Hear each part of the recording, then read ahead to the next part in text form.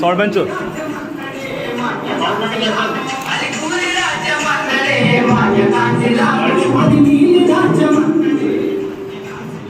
మిగిలిన ఇతరులు భారతదేశంలో బహుజనులని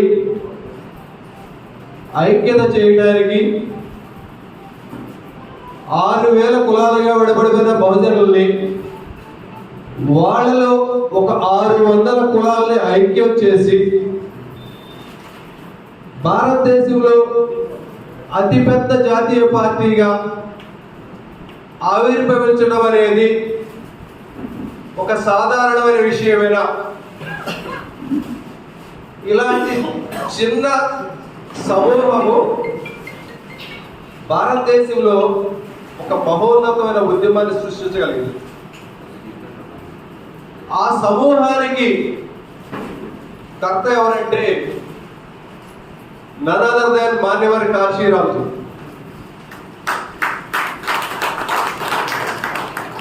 బాబాసాహెబ్ ఉద్యమము చాలా ఉధృతంగా ప్రవహిస్తున్న క్రమంలో ఆయన ఉద్యమాన్ని స్టార్ట్ చేయలేదు. ఆ ఉద్యమానికి నిరాశ నిస్పృహలు ఉన్నాయి.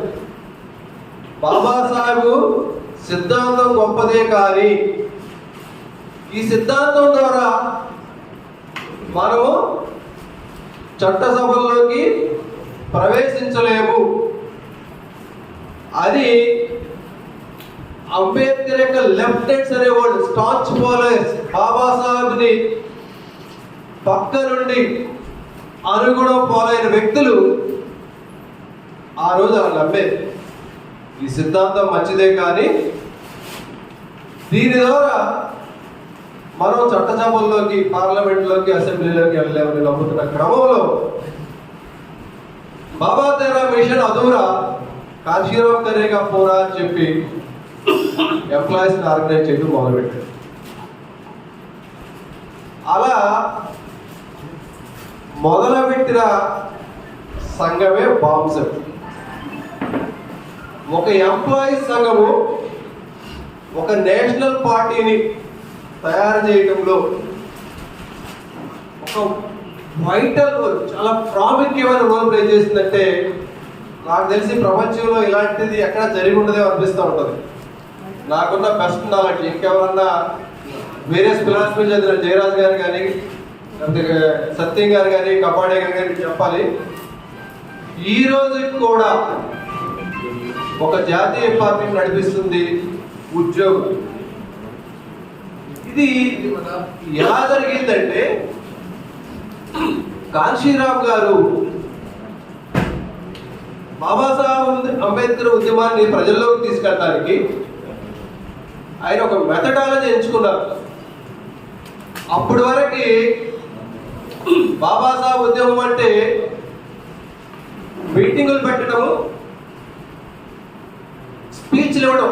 ఇప్పుడు మనం మీటింగ్ పెట్టి స్పీచ్లు ఇస్తాం కదా, ఇలా ఉండేది. బట్ ఉద్యమానికి ఒక ట్రైనింగ్ కావాలి, అది మొట్టమొదటి గ్రహించిన విషయం కాశీరామ్ గారు. ఈ ట్రైనింగ్ ద్వారా సుశిక్షితులైన కార్యకర్తల్ని తయారు చేయవచ్చు. ఈ మిషనరీలు సమాజాన్ని మార్పు కోసం పనిచేసే శక్తులుగా పనిచేస్తారు. అంటే ఒక కమిటెడ్ కార్యకర్తలను తయారు చేయాలి, దానికి ట్రైనింగ్ అవసరమనే విషయాన్ని మొట్టమొదటిగా రికగ్నైజ్ చేసింది మాన్యవర్ కాశీరామ్ గారు. ఈ కార్యకర్తలకి ఒక ప్రత్యేకమైన క్యారెక్టర్స్ కావాలని కూడా చెప్పారు. ఈ క్యారెక్టర్కి డిసిప్లిన్ ఉండాల్సిన అవసరం ఉంది, మిషనరీగా చేయాల్సి ఉంది.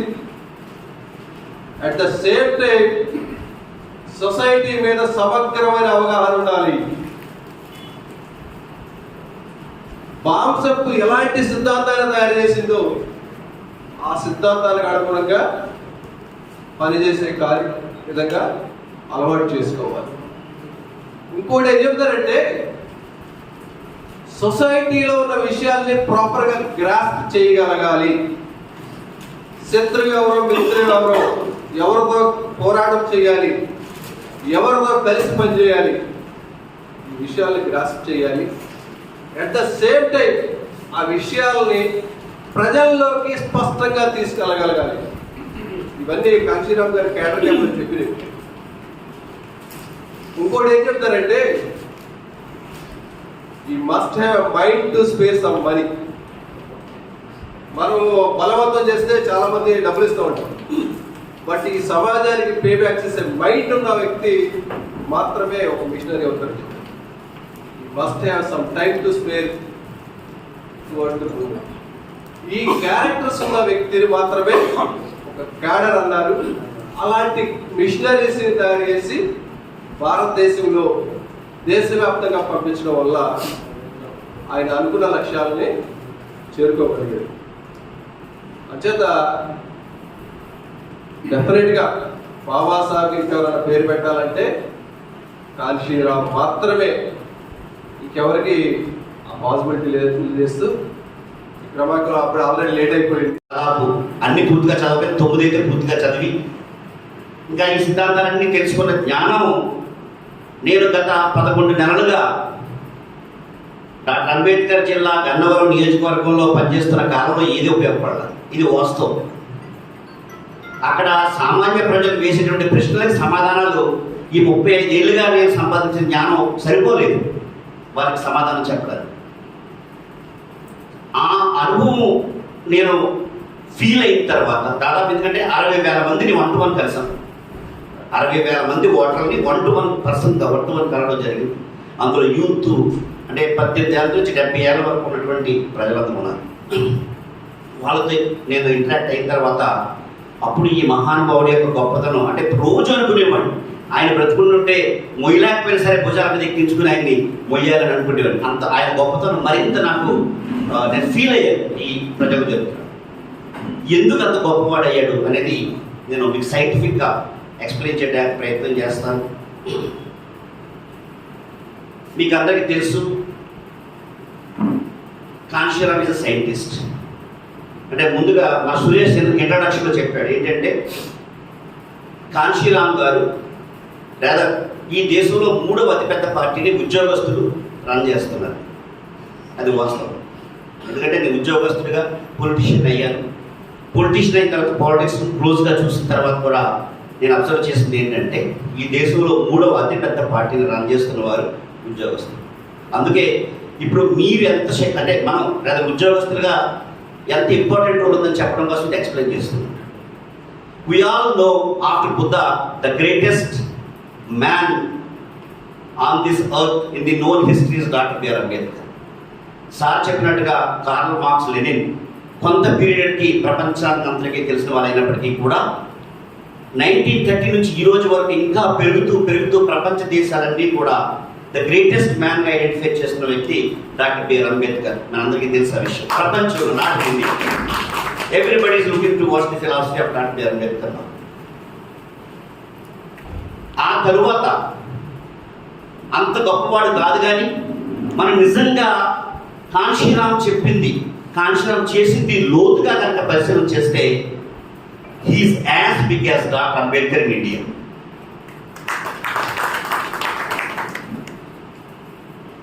ఎలా అంటే ఆయన సైంటిస్ట్ కాబట్టి, అంటే just like that Bahujan Samaj Party power రాలా, just like that balance of నిర్మాణం కాలా.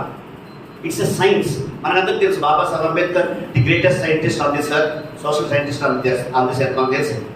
ఆ తర్వాత ఈయన ప్రొఫెషన్ వైజ్ కూడా సైంటిస్ట్ కాబట్టి ఆ సైన్స్ని మనకి సమాజంలో తీసుకొచ్చాడు కాంశీరామ్ గారు. ఆయన మొట్టమొదటగా అంటే థియరిటైజ్ చేశాడు సమాజాన్ని. మార్పు ఎలా వస్తుంది? చేంజ్ ఎలా వస్తుంది? ఇది గుర్తుపెట్టుకోండి పెద్దలు, మీరందరూ తెలుసు. అయినప్పటికీ కూడా ఈ just very simple point I'm going to explain in next 10 minutes. Okay, change అనేది ఎలా వస్తుంది అని చెప్పాడంటే కాంశీరామ్ ఫార్ములా ఇచ్చాడు. ఏంటది? N into D into S. N into D into S is equal to C. N అంటే నీడ్, అవసరం. N అంటే D అంటే డిజైర్, కోరిక.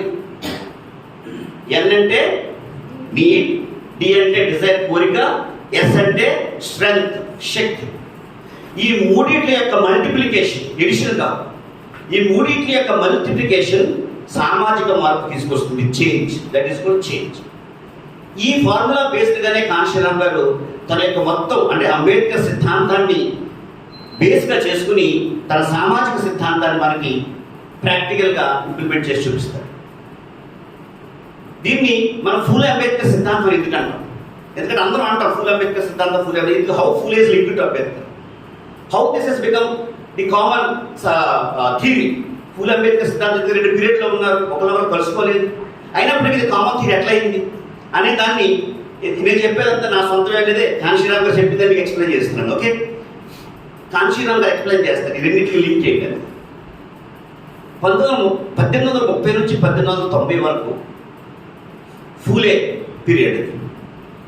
ఆ ఫూలే పీరియడ్లో ఈ ఫార్ములా ఏదైతే ఉందో N/D/S = C అనేది ఫూలే మొట్టమొదటిసారిగా ఇంప్లిమెంట్ చేస్తారు. ఎలాగా? అప్పుడేముంది? ఎన్ ఉంది, నీడ్ అనేది ఉంది, ఫూలే ఐడెంటిఫై చేశాడు. సామాజిక మార్పు కావాలనే నీడ్ని ఫూలే ఐడెంటిఫై చేశాడు. బట్ డి లేదు, డిజైర్ అనేది లేదు. ఎందుకంటే కావాల్సిన వాళ్ళు, ఈ మార్పు కావాల్సిన వాళ్ళందరూ కూడా అన్టచబుల్స్గా ఉన్నారు, అన్ఎడ్యుకేటెడ్గా ఉన్నారు, వాళ్ళకి మార్పు అవసరత ఉందనే విషయం కూడా గమనించలేని స్థితిలో ఉన్నారు. నీడ్ ఉంది, డి లేదు. ఎస్, శక్తి. శక్తి ఉందా అంటే కాంశీరామ్ ఏం చెప్తారంటే అప్పుడు ఈ సామాజిక మార్పుని కోరుకున్న వాళ్ళందరూ కూడా బీసీ వర్గానికి చెందినవాడు. They are not untouchables. అంటే 1890 వరకు ఫూలే, 90 తర్వాత 20 వరకు అంటే 1920 వరకు సాహు మహారాజ్. సాహు మహారాజ్ కూడా ఈ మార్పులో చాలా ముఖ్యమైన భాగస్వామి. మనకు తెలుసు సాహు మహారాజ్ కాదు, ఎందుకంటే I'm not going to details. ఈ మహానుభావుల యొక్క జీవితాల గురించి వెళ్ళట్లేదు. అప్పుడు ఈ శక్తి అనేది ఏదైతే ఉందో వీళ్ళు బీసీ కులానికి చెందిన వాళ్ళు కాబట్టి, వాళ్ళ అన్టచబుల్స్ కాదు కాబట్టి వాళ్ళ శక్తిని యాడ్ చేసి డిజైర్ పీపుల్ లేకపోయినా సరే వీళ్ళు ఈ ఫార్ములాని ఈ మూడింటిని మల్టిప్లై చేసి ఒక లిమిటెడ్ చేంజ్ మాత్రమే తీసుకురాగలిగారు. సి చాలా లిమిటెడ్గానే వచ్చింది. ఎందుకని? డిజైర్ ఎవరికైతే కావాలో ఈ మార్పు వాళ్ళ కోరిక లేదు. అందుగురించి ఈ 3 మల్టిప్లై చేసి సిని ఒక లిమిటెడ్ చేంజ్ని తీసుకురాగలిగారు ఫూలే అండ్ సాహు మహారాజ్.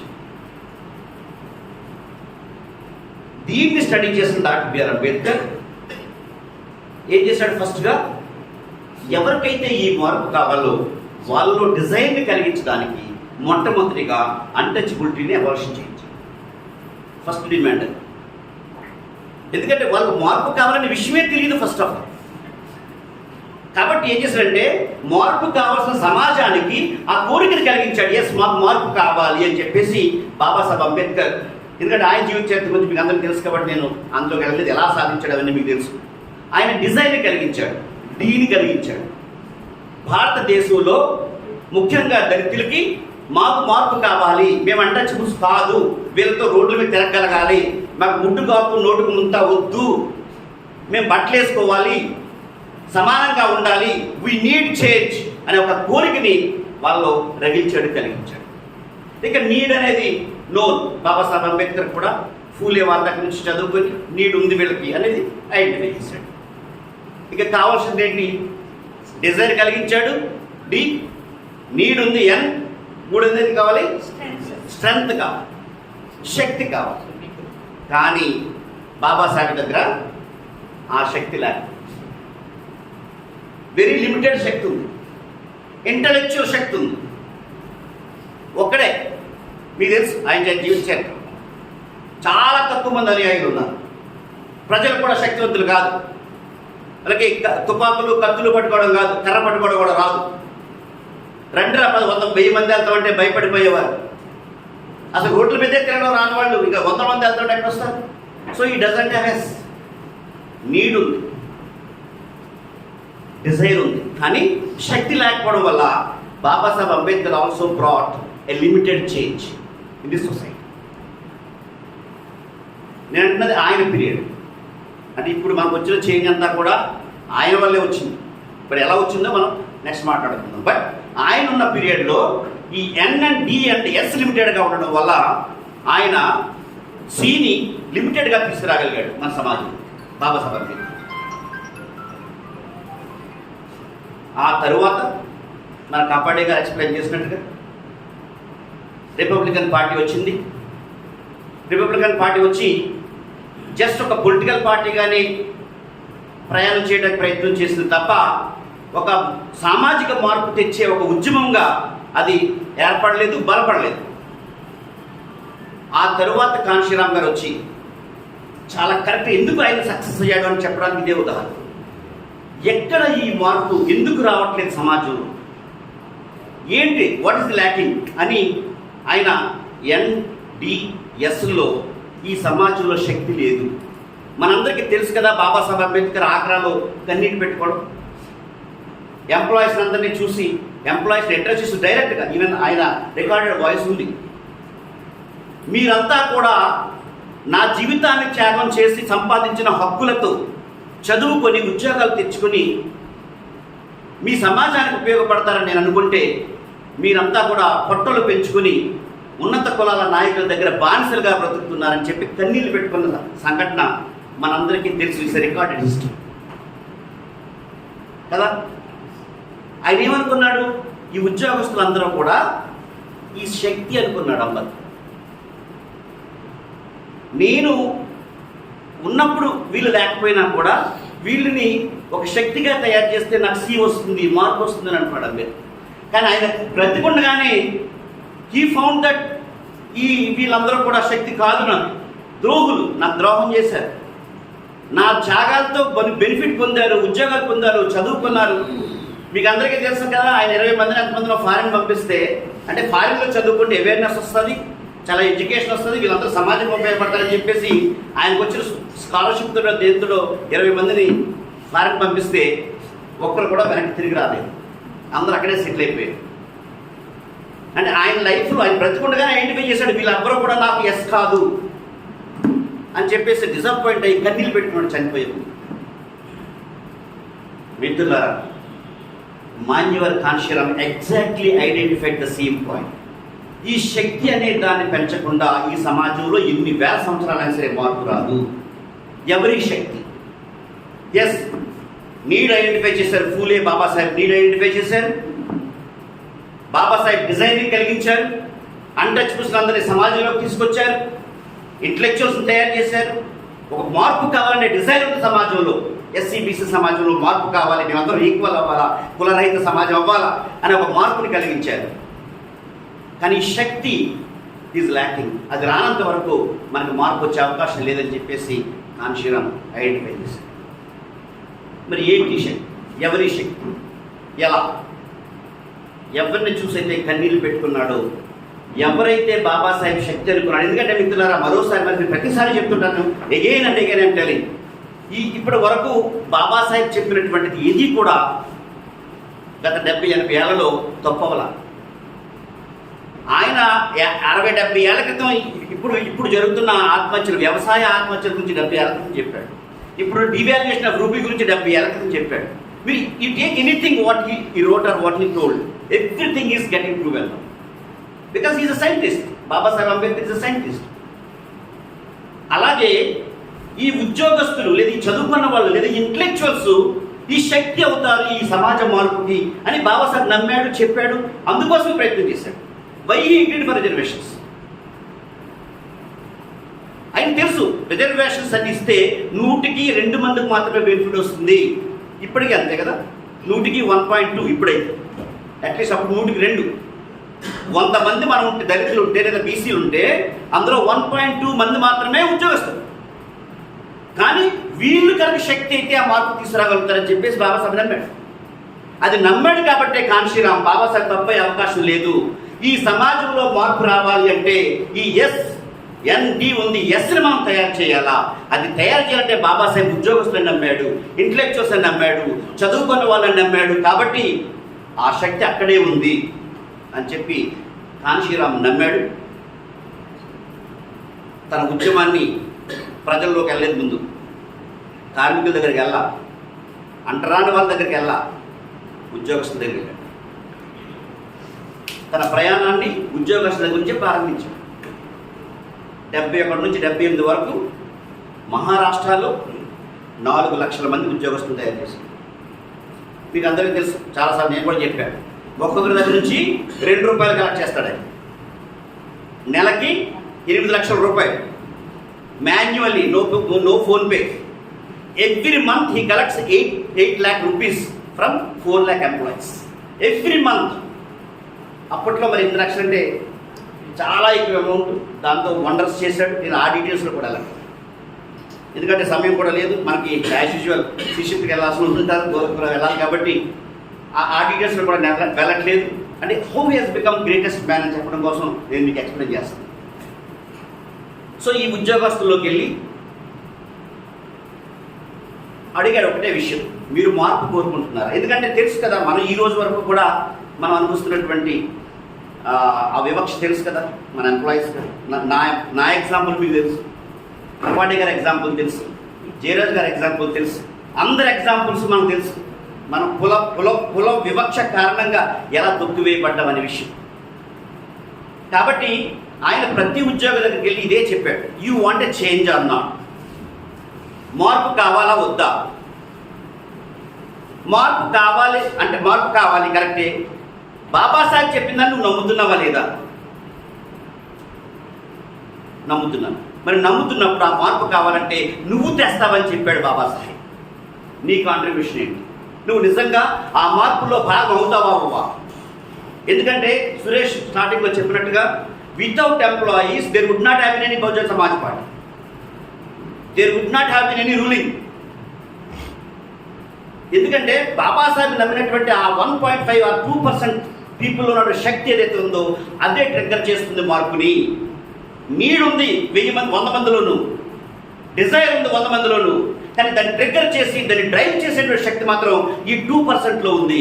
కాబట్టి they have to participate in this change movement అని చెప్పి కాన్షీరామ్ ప్రతి ఒక్కరి దగ్గరికి వెళ్ళి 4 లక్షల మందిని ఎడ్యుకేట్ చేసి, జస్ట్ లైక్ దాని గుంపులాగా వచ్చాడు కదా ఎంప్లాయీస్, జస్ట్ లైక్ దాని గుంపులాగా వచ్చారు కదా, అన్లెస్ దే ఆర్ కన్విన్స్డ్.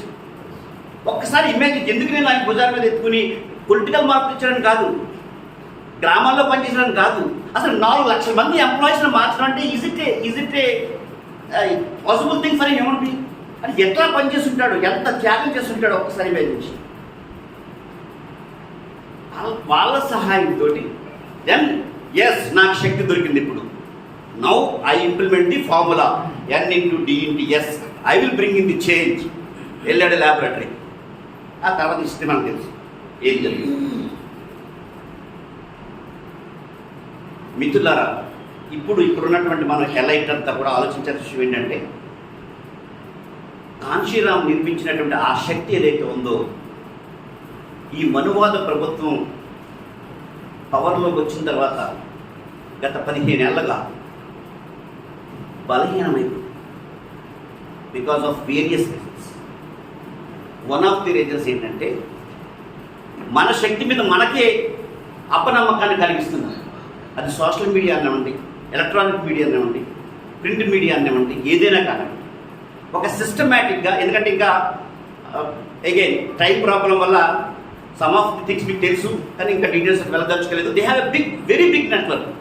మీకు తెలుసు కదా, న్యూయార్క్లో ఆర్ఎస్ఎస్ యొక్క స్ట్రాటజీ వింగ్ ఉంది. ఆ స్ట్రాటజీ వింగ్లో అందరూ మెంబర్స్ ఎవరంటే ఎక్స్ రా chief, X CBI chief, ex military chief. వాళ్ళు దాని మెంబర్లు, వాళ్ళు స్ట్రాటజీ ఇస్తారు. ఆ స్ట్రాటజీ ఇచ్చి వాళ్ళు ఇచ్చిన పాయింట్ ఏంటంటే, వీళ్ళ ఎస్ని కిల్ చేయండి, వీళ్ళ ఎస్ని కట్ చేయండి, వీళ్ళ ఎస్ని విడదీయండి, ఎన్నో డి ఉండనివ్వండి, పర్లేదు, నో ప్రాబ్లం. వాళ్ళ ఎస్ని మీరు కట్ చేశారంటే వీ విల్ బి సక్సెస్ఫుల్ అన్నారు. Exactly they were successful for some time and they have been continue. ఎలా చేసి ఏం చేశారు వాళ్ళు? మొదటగా మన శక్తి మీద మనకే అప్పనమ్మకాన్ని, దళితులు కలవడం, బీసీలు కలవడం, ఏదో కాన్షీరామ్ కలగన్నాడు, వీరు కలవలేరు అని చెప్పి ప్రచారం మొదలెట్టారు. మన మీద మనం ఏంటి, దళితులందరూ కలిసి ఉంటారా? నో, విడగొట్టండి నన్ను, విడగొడుతున్నారు. ఏం చేశారు? మన శక్తిని బలహీనపరుస్తున్నా ట్రై చేస్తున్నారు. సో మిత్రులారా, ప్లీజ్ రీకమిట్ యువర్ సెల్ఫ్.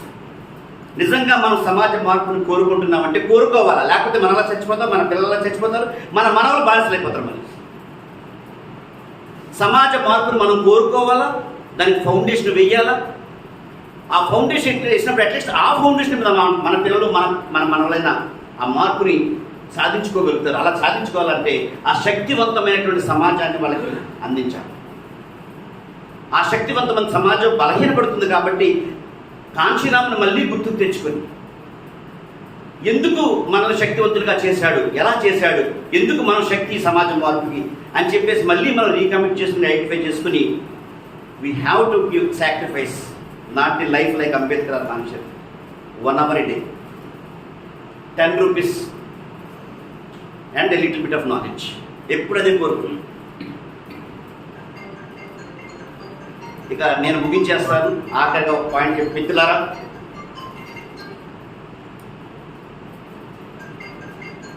ఎంప్లాయీగా ఉన్నప్పుడు మనం రాజకీయాల గురించి మాట్లాడకూడదు అనేది మనకు ఒక రిస్ట్రిక్షన్ ఉంటుంది. రాజకీయాల గురించి మాట్లాడక్కర్లేదు, కానీ రాజకీయాలు అయితే చేయొచ్చు కదా. Let us do politics. ఎందుకంటే మనం తప్ప అందరూ చేస్తున్నాం రాజకీయాలు. కాబట్టి ఈ మార్పు తీసుకురావాలంటే, ఈ సమాజాన్ని మార్చాలంటే తప్పనిసరిగా ఎంప్లాయీస్గా తెర వెనక నుంచి మనం రాజకీయాలు చేయాలి, రాజకీయాల్లో భాగం పంచుకోవాలి, రాజకీయాల్ని గైడ్ చేయాలా, డైరెక్ట్ చేయాలి. సామాన్య ప్రజల్లో ఒక రకమైన పాలిటిక్స్ ఉంటాయి. విలేజ్ లెవెల్కి వెళ్ళేటప్పుడు కంప్లీట్గా డిఫరెంట్గా ఉంటుంది. కానీ అది ఒక సమాజాన్ని మార్చే శక్తి ఉండదు. దానికి సమాజాన్ని మార్చే శక్తి ఉండదు. సమాజాన్ని మార్చే శక్తి ఉన్నటువంటి సామర్థ్యం ఇంటలెక్చువల్ క్లాస్ దగ్గరే ఉంటుంది తప్పనిసరిగా. ఎందుకంటే నేను రెండూ చూశాను కాబట్టి చెప్తున్నాను. సామాన్య ప్రజలు, సామాన్య ఓటర్ని చూశాను, ఇంటలెక్చువల్ క్లాస్ని కూడా చూశాను. సామాన్య ప్రజల దగ్గర ఉన్న ఓటు విలువ చెప్పేది కూడా ఇంటలెక్చువల్ క్లాసే. వాడు తెలియదు దాని విలువ ఏంటో. ఎన్ని లక్షల కోట్లు, సంవత్సరానికి 37 లక్షల కోట్లు అనే విలువ తెలియదు వాడికి. తెలియదు ఆ ఓటు విలువ వాడికి. అది చెప్పాల్సిన బాధ్యత కూడా మన దగ్గర ఉంది. ఎందుకంటే we're the strength of the society. So ఈ ఫార్ములా గుర్తుపెట్టుకోండి. We have desire, we have need. శక్తి కూడా ఉండింది, కాన్షియస్ ప్రూవ్ చేశాడు. అది బలహీనపడుతుంది. మళ్ళీ దాన్ని బలోపేతం చెయ్యాలి అంటే there is no other platform like Suresh said earlier. ఏంటంటే ఇంతకాలంగా సస్టైన్ అయినటువంటి ఒక ఆర్గనైజేషన్ లేదు బ్యామ్స్ తప్ప. Everyone of us is a victim of caste system. Caste comes in our way of individual development, social development, national progress. So, what we need a social change. Social change is necessary.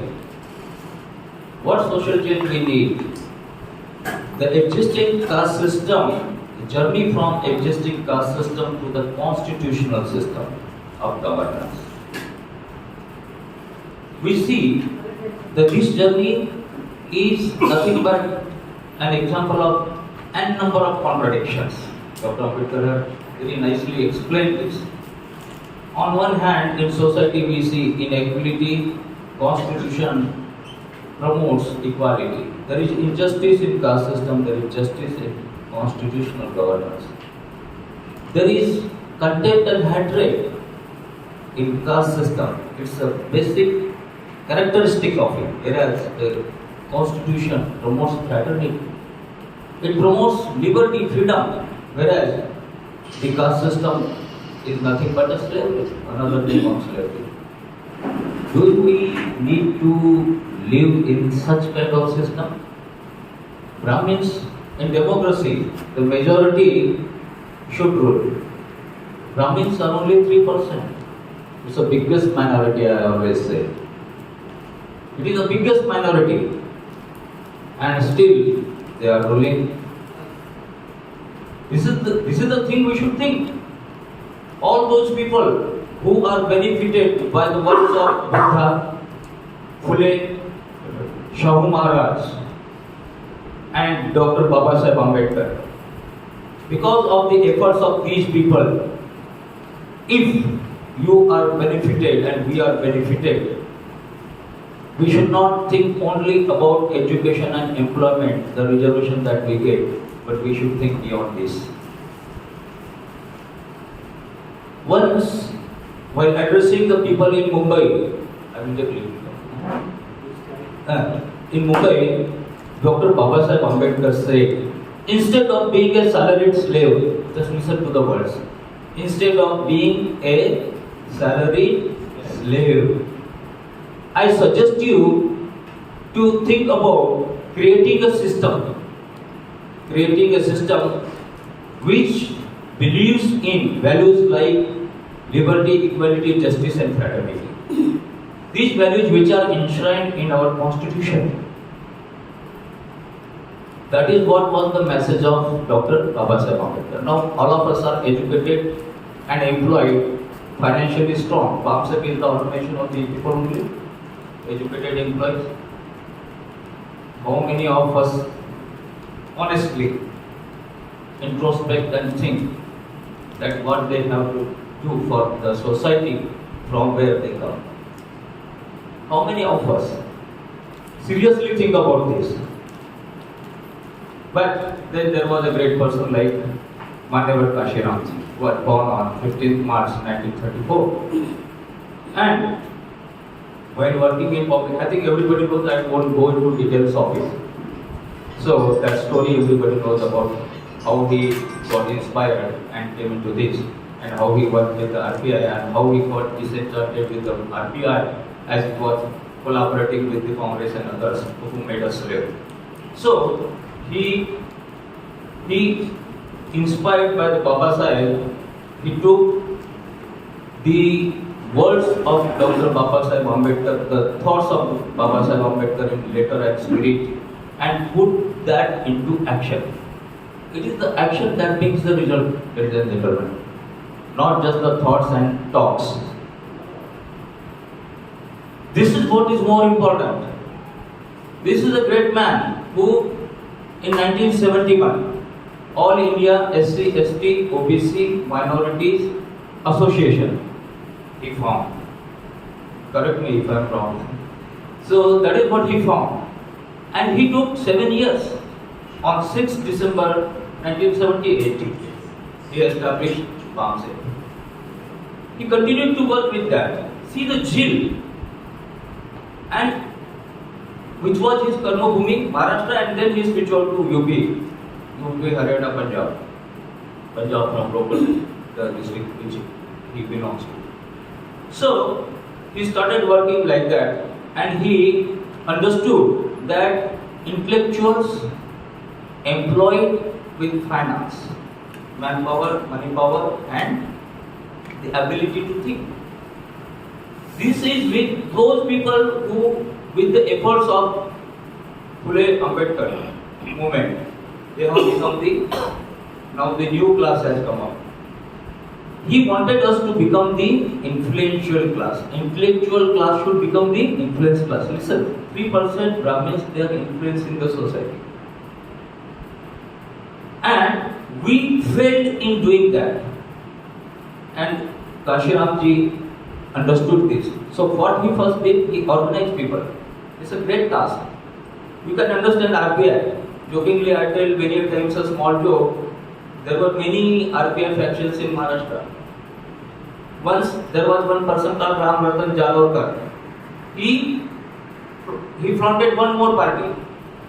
So one journalist went to him and he asked him, "Sir, what you are doing? Already there are n number of Ganar, Gavai and other people, Fuljele, Sadaran, Fuljele and others. They are already having multiple factions of Cobra Cadegars and so many factions of RPI. You started one more." Well, oh no, Baba, I have not started one more. The 9 leaders from RPI have come into my party. So I have brought down the number of RPI by 9. So he used to joke like this. The journalist burst into the laughter. But we need to think seriously. This kind of disorganization, disorganized lot, who is victimized, is behaving like this. Babasaheb told us to get organized, and what we are doing in the name of leadership, everybody wants to be leader. We got disorganized. So that is what Kashiramji did. He organized the educated class with the finance and other resources, who could think and understand that they have something to do for the society. unless and until they do, the other system is already in progression, and it would virtually make, because the great work that Dr. Ambedkar did, Dr. Ambedkar realized that he needs such kind of people to guide the society and take the society to those levels where the constitution is implemented in letter and spirit. So later, DS4, I think the first meeting, it was established in 1981. In Dalit Social Samaj Sangharsh Committee. My uncle was a doctor, and I was in GMC Medical College Nagpur, so I used to go to his home across the square and have my lunch there. He was a member of DS4. I used to see that blue colored magazine of DS4. Dr. Baba Saheb's photographs used to be there. So that magazine used to come. So I used to read that magazine, Dalit Social Samaj Sangharsh Committee. And you see, this he did, initially he organized the intellectuals, employed people. Next he did, he thought, because as Baba Saheb Ambedkar said, instead of becoming a salaried slave, you should think about changing the system. And for that, what you should do? You should become a ruling community. You should become a ruling community, and you should have the political power. Through political power, you can bring these social and economic changes in the society, which you wants to become. Therefore, he said he should be decisively working with a proper decision and strategy. You should work, and that is what exactly I didn't see any leader doing this in Maharashtra in RPI, but I saw only Kanshiram doing this job, and in a very strategic manner. So he consolidated the Bahujan Samaj votes from 1981 to 84, and you see, BAMSEP was established on 6th December 1978, and this is a new beginning for the Bahujan Samaj. So the date which was selected for this was the 14th April 1984, the birth anniversary of Dr. Baba Saheb Ambedkar. So on 14th April 1984, the BSP was formed. Of course, we have seen many ups and downs in, I will not go in much details. Suresh knows how we celebrated. Ashok was also there, when yes, time is a factor. Here, when in 2007, we in UP, how did that happen? This we should understand. A wonderful beginning was there, and the SC, ST people and OBC and religious minorities who are the Mool Nivasis with the historical background, we take Kapadesar and everybody, many booklets are there about the concept. I won't go into details of it. Every single thing is a topic for 1 hour discussion. So I will just touch in this context. ఏంటంటే అక్కడ మనకి యూపీలో గెలిచాం కాబట్టి ఇక్కడ కూడా గెలుస్తాం కావాలనుకుంటున్నారు. అలాగేం జరగదు. యూపీలో గెలిచాం కాబట్టి, లేకపోతే యూపీలో మాయావతి గారు సీఎం అయ్యారు కాబట్టి ఇక్కడ గెలుస్తామంటే అది ఎలాగవుతుంది? ఇక్కడ ఉద్యమాన్ని నిర్మించుకోవాలి, కార్యకర్తలు నిర్మించుకోవాలి, పార్టీని నిర్మించుకోవాలి. ఇవన్నీ జరిగితే తప్ప మనం ఏమి సాధించలేము. ఇకపోతే అంబేద్కర్ గురించి అసలు అందరికీ తెలుసు. ఇవాళ అన్ని పార్టీలు అంబేద్కర్ దండలేయడంలో చాలా పోటీ పడుతున్నారు. మరి ఎక్కడ చూసినా మనకు అంబేద్కర్ స్టాచ్యూలు కనపడుతున్నాయి. మనం అందరూ జేబీఎం అని చెప్పుకుంటున్నాం. బట్ ఓట్లు వేసేటప్పటికి ఓట్లు ఏమైపోతున్నాయి? ఈ ఓట్లు ఎక్కడికి పోతున్నాయి? ఇది మనకు అంతుపట్టనటువంటి ప్రశ్న. కారణం ఏంటంటే, ప్రధానమైన కారణం ఏంటంటే, నేను అనుకున్నది కాంశీరామ్ గారు చెప్పినట్టుగా ఐడియాలజీని మనం అబ్జర్వ్ చేసుకోవాలి. అంబేద్కర్ ఐడియాలజీని కాంశీరామ్ గారు అబ్జర్వ్ చేసుకున్నారు. కార్ల్ మార్క్స్ చెప్పిన దాన్ని, బుద్ధుడు చెప్పిన దాన్ని అంబేద్కర్ అర్థం చేసుకున్నారు. ఆయన్ని ఈయన అర్థం చేసుకున్నారు, కానీ ఈయన మనం అర్థం చేసుకోలేదు. ఇది మా మధ్యలో ఉన్నటువంటి సమస్య. నేను మా పుస్తకాల్లో రాశాను ఏంటంటే, Ambedkar is India's Karl Marx అని రాశాను. ఇండియాకి కారల్ మార్క్స్ ఎవరంటే అంబేద్కరే. ఎందుకు చేస్తారని చెప్పండి. అంబేద్కర్ ఐడియాలజీని అబ్జర్వ్ చేసుకుని దాన్ని ఇంప్లిమెంట్ చేసినటువంటి వ్యక్తి కాన్సీరామ్ గారు. కాబట్టి నేనేమంటానంటే 21వ శతాబ్దం అంబేద్కర్ ఎవరు అంటే కాన్సీరామ్. నేను రాసిన పుస్తకంలో 21వ శతాబ్దపు అంబేద్కర్ ఎవరు కాన్సీరామ్. అయితే కాన్సీరామ్ గారికి మిగిలిన ఉన్నటువంటి తేడా ఎక్కడ వస్తుందంటే it is a cultural revolution. Kanshi Ram గారు ఫౌండేషన్స్ ఏంటంటే it is with the cultural revolution. Cultural revolution నుంచి పొలిటికల్ రెవల్యూషన్ రావాలి. సింపుల్ ఎగ్జాంపుల్ ఏంటంటే తమిళనాడులో డిఎంకే గవర్నమెంట్ ఫారం అయిన తర్వాత నేషనల్ వైడ్గా ఎన్ని పార్టీలన్నా వచ్చాయి, ఎన్ని పాలనన్నా మారాయి, కానీ తమిళనాడులో డిఎంకే పార్టీని ఎవరు ఏం చేయలేకపోయారు. కారణం ఏంటి? That there is a culture. అక్కడ ఒక కల్చర్ని నిర్మించారు, ద్రవిడియన్ కల్చర్ని నిర్మించారు. సో అలాగే బహుజన్ కల్చర్ నిర్మించారు కాన్సీరామ్ గారు. సో కల్చర్ అనేది నిర్మించగలిగితే the culture will last long. ఎప్పుడైనా గుర్తుపెట్టుకోండి. మీరు హిస్టరీలోకి వెళ్తే మత యుద్ధాలు చాలా జరిగినాయి కదా. మత యుద్ధాల్లో మతాధిపతులను చంపేశారు కదా, మతాధిపతులను కూడా చంపేశారు కదా. కానీ మన దేశంలో మతాధిపతులను ఎవరో చంపలే. మతాధిపతులు అంటే ఎవరు? బ్రాహ్మణులు. మతాన్ని కంట్రోల్ చేసేది బ్రాహ్మణ కదా ఇండియాలో. బ్రాహ్మణ్ చంపినట్టు మీరు ఎప్పుడన్నా, పూజారిని చంపినట్టు మీరు ఎప్పుడన్నా వినారా? ఎవరైనా విన్నారేమో నాకు చెప్పండి. వాడే చెప్పుకుంటాడు కదా, బ్రాహ్మణుడు మహాపాపం ఆడు చెప్పుకుంటాడండి, ఎందుకంటే ఆడు మాట్లాడుకోవడానికి చెప్పుకుంటాడు. బట్ సొసైటీ ఎలా ట్రీట్ చేస్తుంది అది ఇంపార్టెంట్. ఇక్కడ సొసైటీని అలా నమ్మించారు. ఏమని? వాడు దేవుడు రా, వాడు దేవుడికి ఏజెంట్ రా, కాబట్టి వాడు జోలికి మనం వెళ్ళకూడదని సొసైటీని నమ్మించారు. అదే కల్చర్. కాబట్టి అప్పటి నుంచి ఇప్పటి వరకు వాడు జోలికి ఎప్పుడు ఎవడు వెళ్ళినట్టుగా మనం వినము. హిస్టరీలో పోపుని జైల్లో పెట్టాలని తెలుసా మీకు ఎవరికన్నా? పోపు జైల్లో పెట్టారు, నెపోలియన్ పెట్టాడు. ప్రపంచ రోమన్ క్యాథలిక్ చర్చ్కి హెడ్ పోప్, ఆయన్ని జైల్లో పెట్టాడు నెపోలియన్. తెలుసా? హెన్రీ ద 8th ఇంగ్లాండ్ రాజు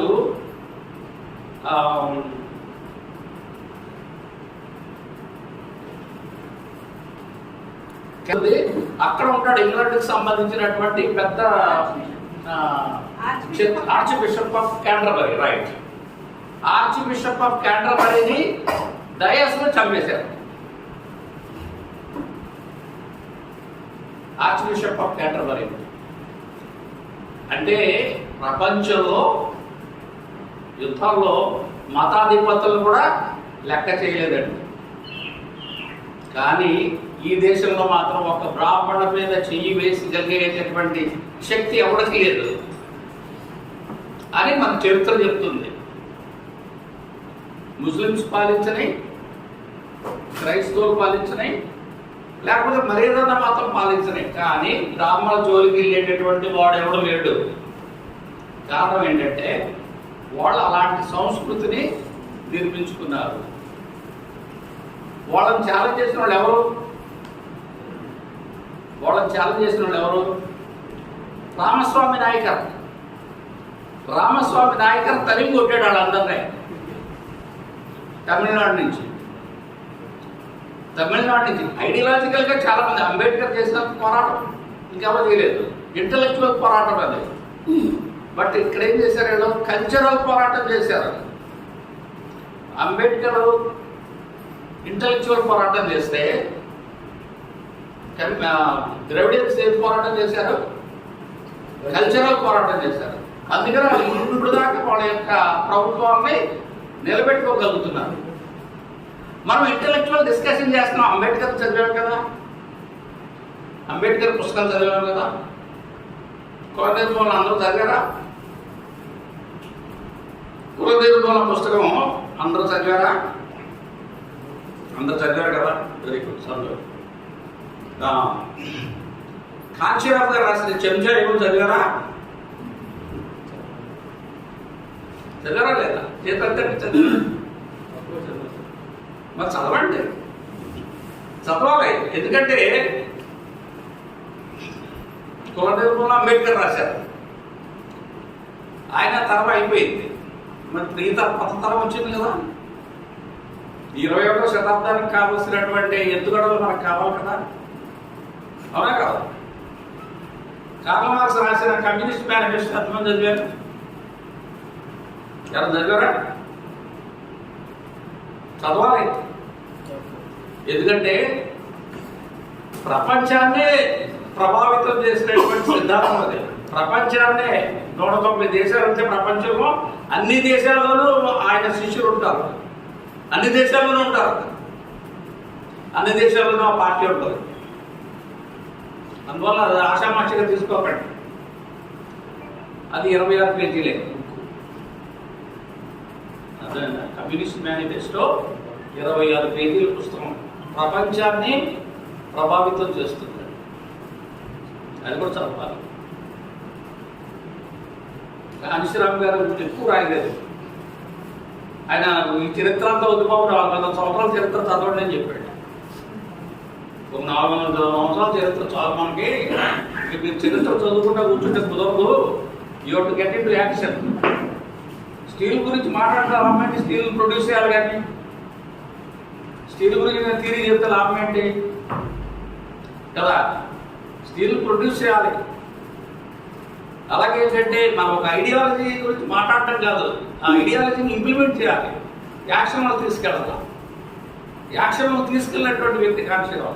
కాబట్టి ఆయన ఆలోచనలు మనం తెలుసుకొని దాని విధంగా ఆచరించాలి. ఆ విధంగా ఆయనకి నివాళులు అర్పించేటువంటి వాడు. సో ఇటు కాంశీరామ్ గారు చెప్పిన, అంబేద్కర్ చెప్పిన, కార్ల్ మార్క్స్ చెప్పిన ఏం చెప్పారు? సోషల్ డెమోక్రసీ గురించి చెప్పారు. What is social democracy? Social democracy అంటే ఇండియన్ కాంటెక్స్ట్లో ఏంటి? అంబేద్కర్కి, కార్ల్ మార్క్స్కి బుద్ధ అండ్ కార్ల్ మార్క్స్ అని పుస్తకం రాశారు. అంబేద్కర్ బుద్ధ అండ్ మార్క్స్ అనే పుస్తకం రాశారు, రైట్? సో దాని అందులో ఉండేది ఏంటి? రెవల్యూషన్. ఇప్పుడు అధికారంలో ఉన్నటువంటి వాడు వాడు అధికారాన్ని వదిలిపెట్టుకుంటాడండి ఈజీగా? వదిలిపెట్టుకోడు కదా.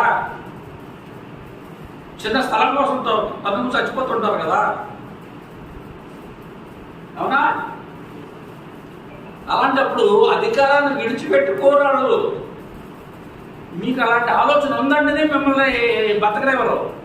కాబట్టి రెవల్యూషన్ అవసరం అవుతుంది అనేది ఆయన మార్క్స్ చెప్పినటువంటి కాన్సెప్ట్. అది చాలా ఎలాబొరేట్గా చెప్పుకోవాలి, చాలా లోతుగా చెప్పుకోవాలి. సైంటిఫిక్ సోషలిజం, ఆయన థియరీ పేరే సైంటిఫిక్ సోషలిజం. శ్రామిక వర్గం అనేది పాలక వర్గం అవుతుంది, వాళ్ళే పాలిస్తారు. ఇదంతా పారాసైట్స్, పెట్టుబడిదారులందరూ పారాసైట్స్. ఈ పారాసైట్ సమాజం పోతుంది సార్, పారాసైట్ లేకుండా సమాజం బతుకుతుంది, బతకగలదు అని ఆయన థియరీ చెప్పారు. దాన్ని సైంటిఫిక్ సోషలిజం అన్నారు అనుకుంటే అది చాలా పెద్దది. బట్ ఏంటంటే చిన్న డిఫరెన్స్ ఆయన చెప్పిన దానికి ఈ చెప్పిన దానికి. కార్ల్ మార్క్స్ గురించి అంబేద్కర్ చాలా బాగా చదివాడు. ఆయన ఏమంటాడు చెప్పరా?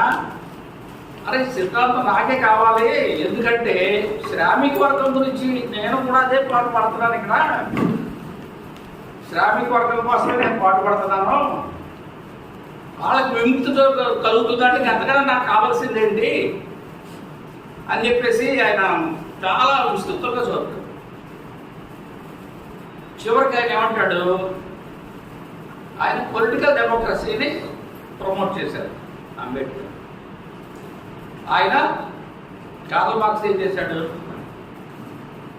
ప్రొలెటేరియన్ రెవల్యూషన్ని ప్రమోట్ చేశాడు. ప్రమోట్ చేయడం కాదు, అంటే అలా జరుగుతుంది అని చెప్పేశాడు. అలా అక్కర్లేదు, పొలిటికల్ డెమోక్రసీ ద్వారా మనం సోషలిస్ట్ సమాజాన్ని స్థాపించవచ్చు అని అంబేద్కర్ చెప్పారు. ఇక మన వాళ్ళ సంగతి ఏంటంటే మిగిలిననే కమ్యూనిస్ట్ మేనిఫెస్టో, అదేంటి మాకేం సంబంధం? ఆయన జర్మనీ వాడు రాశాడు మాకేంటి సంబంధం? ఈ రష్యా వాడు చెప్పాడు మాకేంటి సంబంధం? మావో సెట్ చేయడం మాకేంటి సంబంధం అనుకుంటారు. మరి అక్కడ వార జరుగుతుంటే మీకు పెట్రోల్ ధర ఎందుకు పెరిగిపోతుంది? సంబంధం ఉండబట్టే కదా. ప్రపంచ దేశాలతో సంబంధాలు అక్కడ బతకాలి మామ, లేదు కదా. సో ఆయన రష్యా వాడు రాశాడు, జర్మనీ వాడు రాశాడు, ఈ చైనా వాడు రాశాడు అంటే కాదు. చదవాలి. ఎందుకంటే మనం ప్రజల్ని ప్రభావితం చేయాలనుకుంటున్నప్పుడు మనకి వాళ్ళకన్నా కొంచెం ఎక్కువ తెలుగుంటేనే కదా మన మాట గౌరవిస్తారు, మన మాట వింటారు. మనం ఏదైనా చేసాడు, ఇది చేశాడంట, అదేంటో చూద్దామనే, నాకు ఈయనకి ఏదో తెలుసట, ఆయన ఏదో చెప్తాడేమో చూస్తారు కదా.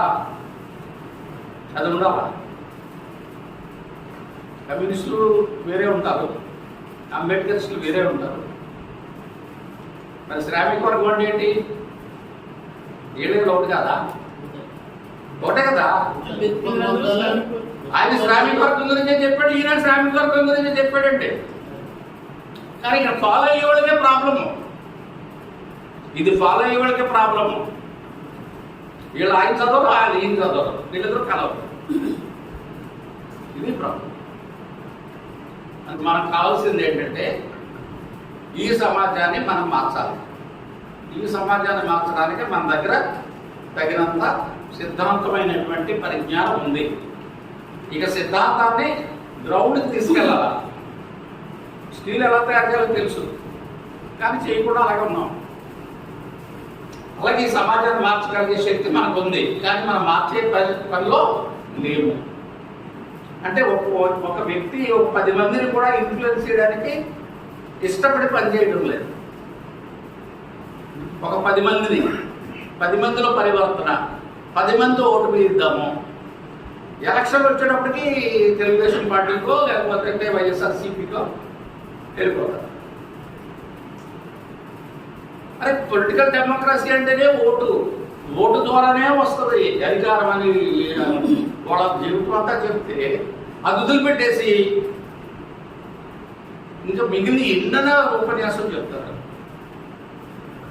లేదు, ఎవరైతే మీకు అంబేద్కర్ ఐడియాలజీని మాత్రం చేస్తే ఇంప్లిమెంట్ చేయరు. పొలిటికల్ ఐడియాలజీ కావాలి ఇక్కడ, సోషల్ ఐడియాలజీ కాదు, పొలిటికల్ ఐడియాలజీ కావాలి. ఇది పొలిటికల్ డెమోక్రసీ. మనం ఉన్నది పొలిటికల్ డెమోక్రసీలో ఉన్నాము. ప్రతి ఐడియా కూడా ప్రభావితం చేయబడేది పొలిటికల్ ఐడియాలజీ ద్వారానే, పొలిటికల్ డెసిషన్ ద్వారానే. అవన్నీ మనం చూస్తున్నాం కదా. నోట్లు రద్దు, లాక్డౌన్ అంటే లాక్డౌన్, స్టీల్ ప్లాంట్ అమ్మకం అంటే స్టీల్ ప్లాంట్ అమ్మకం. ఇలాగ ఏదైనా పొలిటికల్ డెసిషనే కదా. ఇంత కళ్ళారా చూస్తుండి అనుభవిస్తూ ఉండి కూడా దాన్ని మనం తప్పు అంచనా వేసి మరి ఆ ఐడియాలజీ మన లేనట్టే కదా. ఇంకా అలా కాకుండా కనీసం ఒక పవర్ కూడా కాలేకపోయాం. అది ఎమ్మెల్యే అవ్వద్దులే, కొన్ని చాలా దూరం ఉంది అది. కానీ మరి వీళ్ళ దగ్గర ఓట్లు ఉన్నాయి అదే, అది కూడా అనిపించుకోలేకపోతున్నాం కదా.